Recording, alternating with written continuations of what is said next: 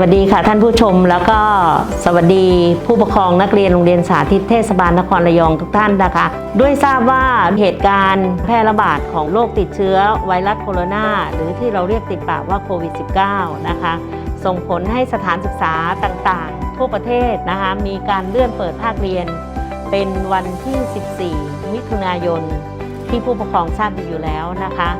แต่ขณะเดียวกันก็ให้โรงเรียนได้เตรียมพร้อมนะคะเตรียมพร้อมด้านสถานที่ที่จะต้องอำนวยความสะดวกแล้วก็เป็นไปตามมาตรการการควบคุมของคณะกรรมการควบคุมโรคในส่วนของโรงเรียนสาธิตเทศบาลนครระยองมีความตระหนักแล้วก็ปฏิบัติตามมาตรการของคณะกรรมการควบคุมโรคโดยนำเอา6มิติ44ข้อของคณะกรรมการควบคุมโรคเข้ามาจับนะคะในส่วนของโรงเรียนสาธิตเทศบาลนครระยองจากการระบาดของปีที่แล้วนะคะก็ทำให้เราได้ตื่นตัวนะคะเตรียมพร้อมเพื่อรองรับเหตุการณ์ที่จะเกิดขึ้นในส่วนนี้นะคะก็ต้องขอบอกผู้ปกครองว่าให้มีความไว้วางใจกับทางโรงเรียนนะคะใน44ข้อ6มิตินั้นทางโรงเรียนได้ทำอย่างเคร่งครัดแล้วก็ขอความร่วมมือจากผู้ปกครองแล้วก็บุคลากรทุกคนนะคะซึ่งเบื้องต้นเนี่ยผอ.ได้ส่งคลิปทำความเข้าใจกับผู้ปกครองแล้วก็ขอความร่วมมือกับผู้ปกครองไปแล้วเมื่อวันที่ 17 พฤษภาคมที่ผ่านมานะคะในส่วนของโรงเรียนสาธิตเทศบาลนครระยองก็อยากจะแจ้งให้กับผู้ปกครองทราบว่านะคะทางโรงเรียนได้เตรียมการอะไรบ้างในการเปิดภาคเรียนขอเริ่มต้นตั้งแต่การมาโรงเรียนก่อนนะคะในปีนี้เราขอความร่วมมือจากผู้ปกครองทุกท่านนะคะว่า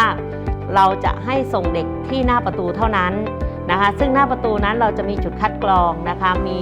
การตรวจวัดอุณหภูมิร่างกายนะคะมีการเช็คฆ่าเชื้อโดยแอลกอฮอล์บริเวณจะมีประมาณ 6-7 คนนะคะแล้วก็มีสถานที่ที่จะให้นักเรียนล้างมือก่อนเข้ามาโรงเรียนนะคะแล้วก็เดินตามช่องทางที่เรากำหนดเท่านั้นนะคะเราจะไม่เดินสวนออกสวนเข้านะคะก็ต้องขอความร่วมมือกับผู้ปกครองด้วยเป็นห่วงเหมือนกันนะคะว่านักเรียนอนุบาลจะทำยังไงแต่เรามีแผนที่จะซักซ้อมความเข้าใจก่อนหน้านี้ก่อนที่จะเปิดเรียนอีกครั้งหนึ่งเราจะมีการซักซ้อมความเข้าใจอยู่นะคะเมื่อนักเรียนมาถึงโรงเรียนนะคะเราจะให้นักเรียนเข้าห้องเลยนะคะโดยคุณครูประจำชั้นจะดูแลส่วนการเข้าแถวทำกิจกรรมหน้าเสาธงเข้าแถวหน้าเสาธงเราจะของดไปก่อนนะคะเมื่อนักเรียนอยู่ในห้องเรียนนะคะในห้องเรียนปีนี้เราก็ปรับใหม่นะคะปรับใหม่โดยการขยายห้องเรียนเพิ่มเพื่อลดจำนวนนักเรียนต่อห้องลงเมื่อปีที่แล้วนะคะเราจัดห้องเรียนห้องหนึ่งก็ประมาณ 30-35 คนปีนี้เราอยู่ที่ประมาณ 25ไม่เกิน 28 คนเท่านั้นเองเราก็มีความจำเป็นนะคะเพื่อให้เกิดความไว้วางใจนะคะให้เกิดความปลอดภัยและก็เป็นไปตามมาตรการควบคุมโรคและอยู่ในห้องนั้นนะคะเราก็สามารถที่จะจัดระยะห่างเด็กได้นะคะเราก็จะขอความร่วมมือจากนักเรียนทุกคนจากคุณครูประจำชั้นอยู่กำกับดูแลให้เด็กปฏิบัติตามมาตรการอย่างเช่นการสวมแมสตลอดเวลาการเล่นการหยอกล้อกันในห้องเราจะของดให้หมดนะคะกิจกรรมกลุ่มเราก็จะของดไว้ก่อนช่วงนี้เมื่อสถานการณ์ดีขึ้นเราก็จะสอนเป็นปกติต่อไปนะคะในการรับประทานอาหารนั้นเราพักนักเรียนเนี่ยเราจัดเวลาเหลื่อมล้ำกัน3รอบนะคะอนุบาล1รอบก็ประมาณ 10:45 นะคะแล้วก็รอบที่2ก็จะเป็นนักเรียนป .1 ถึงป .3 นะคะส่วนรอบที่3ก็ประมาณเที่ยงนะคะก็จะเป็นที่ป .4 ถึงที่ป .6 นะคะซึ่งสถานที่ตอนนี้เราได้ทำจากกั้นของนักเรียนมีกำหนดทางเข้าทางออกมีกำหนดจุดอันนี้เป็นสถานที่ที่เรารับประทานอาหารส่วนเรื่องของช้อนเรื่องเรารับประทานอาหารเป็นข้าวถาดนะคะแล้วนักเรียนจะต้องมีช้อนซ่อมเป็นของตัวเองล้างของตัวเองอันนี้เรื่องของการรับประทานอาหารก็ไม่ห่วงอะไรมากมายนักนะคะเนื่องจากว่าทางโรงเรียนได้ซื้ออาหารมาทำเองส่วนในเรื่องของการกลับบ้านในการกลับบ้านเนื่องจากปีที่แล้วเราเห็นว่าเด็กมากองกันเยอะปีนี้เรากำหนดจุดไว้นะคะว่าป .1 พักคอยผู้ปกครองตรงไหนป .2 ตรงไหน3ตรงไหน4ตรงไหน5 6ตรงไหนส่วนผู้ปกครองนั้นเราจะไม่อนุญาตให้เดินเข้ามาในเลยรั้วบริเวณสนามเด็กเล่นนะคะคือเราจะจัดที่พักคอยให้กับผู้ปกครองต่างหากบริเวณนอกรั้วสนามเด็กเล่นส่วนนักเรียนจะอยู่ในบริเวณสนามเด็กเล่นแล้วเราจะมีจุดให้นะคะเราจะปักป้าย เพื่อสะดวกให้ผู้ปกครองได้มองหาลูกนะคะได้ชัดเจนนะคะทั้งหมดทั้งปวงที่โรงเรียนทำไว้เนี่ยนะคะเราก็ต้องบอกว่าต้องขอความร่วมมือกับผู้ปกครองจริงๆนะคะทางลำพังโรงเรียนทำอย่างเดียวก็คงไม่ได้และที่สำคัญสิ่งที่ผอ.อยากขอความร่วมมือกับผู้ปกครองนะคะก็คือสิ่งของเครื่องใช้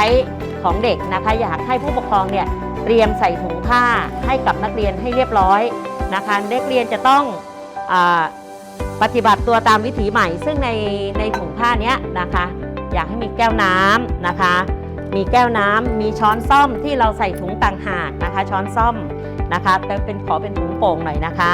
แปรงสีฟันยาสีฟันนะคะเราจะต้องมีให้เด็กนะคะแล้วก็ที่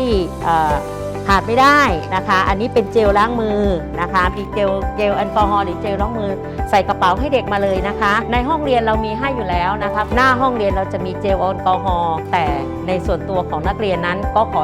อยากให้ผู้ปกครองเตรียมให้กระดาษทิชชู่จะเป็นทิชชู่เปียกหรือทิชชู่แห้งก็ได้นะคะและที่สำคัญขาดไม่ได้เลยก็คือแมสสำรองนะคะให้บรรจุใส่ถุงซิปอย่างนี้ให้เรียบร้อยนะคะเนื่องจากว่าเขาเป็นเด็กลำพังผู้ใหญ่เองนั้นเราก็มีเหงื่อนะคะเพราะฉะนั้นอยากให้เตรียมให้สัก2แผ่นนะคะแล้วก็ใส่ถุงซิปให้เรียบร้อยนะคะอันนี้ต้องกำชับต้องขอความร่วมมือจากผู้ปกครองจริงๆในส่วนของเรียนเราทำเต็มที่อยู่แล้วนะคะเต็มที่อยู่แล้วแต่ว่าเราต้องอาศัยความร่วมมือจากท่านเราได้ทำความเข้าใจกับผู้ปกครองไปแล้วบ้างแหละนะคะแต่ว่าขอย้ำอีกทีหนึ่งนะคะขอความร่วมมือกับผู้ปกครองด้วยในส่วนของอนุบาลหลายๆคนคงจะกังวลว่าลูกฉันไปเล่นของเล่นลูกฉันจะใช้สีอย่างไรนะคะปีที่แล้วปีการภาคเรียนที่แล้วเนี่ยเราสีของนักเรียนเนี่ยเราจะกำหนดใส่ถุงให้อย่างนี้เลยค่ะนะคะของใช้ของเด็กอนุบาลไม่ว่าจะเป็นสีดินสอยางลบเราจะมีสัญลักษณ์ของเขาเป็นของใช้ส่วนตัวเพราะฉะนั้นผู้ปกครองอย่าได้เป็นห่วงในส่วนนี้นะคะเราตระหนักดีอยู่แล้วนะคะส่วนอุณหภูมิวัดไข้ของเรียนสาธิตแต่มีทุกตึกนะคะมีทุกตึกและประตูหนึ่งก็ประมาณ6 อันเพราะฉะนั้นนะคะก็ต้องขอบคุณผู้ปกครองแล้วก็ผู้สนับสนุนจริงๆของเหล่านี้ส่วนใหญ่นั้นมาจากผู้ปกครองบริจาคด้วยซ้ำนะคะก็ต้องขอบคุณผู้ปกครองทุกท่านนะคะที่สนับสนุนพวกเรานะคะแล้วก็ต้องบอกว่าทั้งหมดทั้งปวงที่โรงเรียนทำนี้ก็คือเพื่อความปลอดภัยของลูกของท่านขอย้ำอีกทีว่าในโรงเรียนให้ทำเต็มที่นะคะก็ขอความร่วมมือจากผู้ปกครองและผอ.หวังเป็นอย่างยิ่งว่าผู้ปกครองทุกท่านก็คงให้ความร่วมมือเป็นอย่างดีสำหรับวันนี้ขอบคุณทุกท่านค่ะสวัสดีค่ะ